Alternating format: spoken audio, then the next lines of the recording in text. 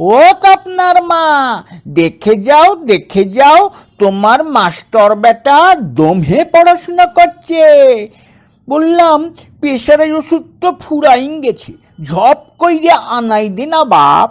তো রাগ কাইল নাই কেনে কি, কাল নেতাজির জন্মদিন বটে। আজ গোটা রাইত রচনা বইটো ঘেঁটিয়ে ঘুটিয়ে মুখস্থ কইরে বাপের নাম জানো কি না, জন্মস্থান কটক জেলা। আজ গিলবে, কাল মাইকটো বাগাই হড়হড়াই উল্টো গাইন দেইবে।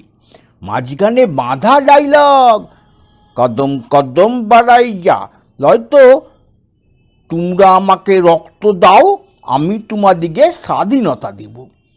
কে কি বুঝলো বুঝার লাই, ছেলেপুলেরা ভাইবে বাবারে তপন স্যার কত জানে, দে হাততালি।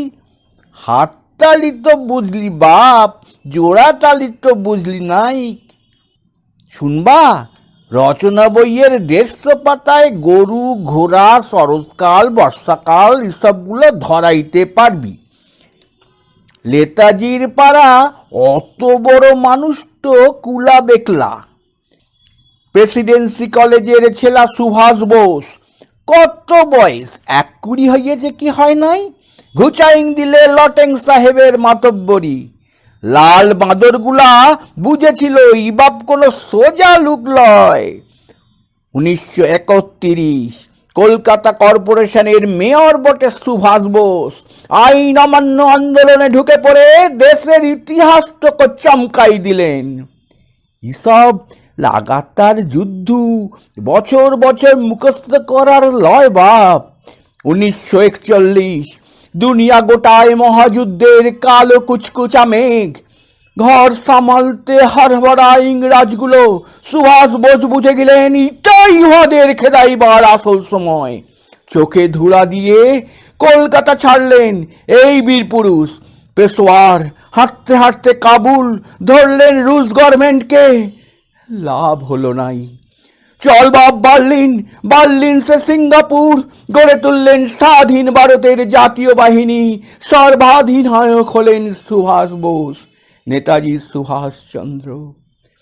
দুদিনের ইতিহাস লয় বাপ যে দুপাতার রচনা বইয়ে কুলাইং যাবেন। 1944 নেতাজির বীর সিনারা ব্রহ্ম সীমান্ত পার হয়ে সোজা মণিপুর। আজাদ বাহিনী আক্রমণ কইল কহিমা ইম্ফল, ইংরেজগুলো বাপ বাপ বইলে পালাইং গেল। আমাদের কপালটা খারাপ, ভুখা পেট, প্রকৃতির বেইমানি, অস্ত্রের কমজোরি, শেষ রক্ষা হলো নাই। তো নাই হোক, নেতাজির ভালোবাসার সাহসের সোনার কাঠিটা তো ছোঁয়াইন দিলেন। মুক্তিকামী মানুষের মন থেকে ঘুচাইন দিলেন মরণের ভয়। এটা কোনো কম লয়, মুখস্থ করে পারবি বাপ অত সুজা। ছেলা মুখস্থ করছে, ছেলার বাপ মুখস্থ করছে, ছেলার মাস্টার মুখস্থ করছে, আর সরকার বাবু একটার পর একটা কমিশন বসাইয়ে হুঁকা টানছেন, মরণ বাঁচনের হিসাব লিখছেন। অত বড় মানুষের মরণ হইতে পারে? এই অমর শক্তির আদর্শ বুকের ভিতর লালন কর বাপ। অত বড় মানুষটাকে মুখস্থ করতে পারবি বাপ? মুখে নয়, বুকে রাখ, বুকে।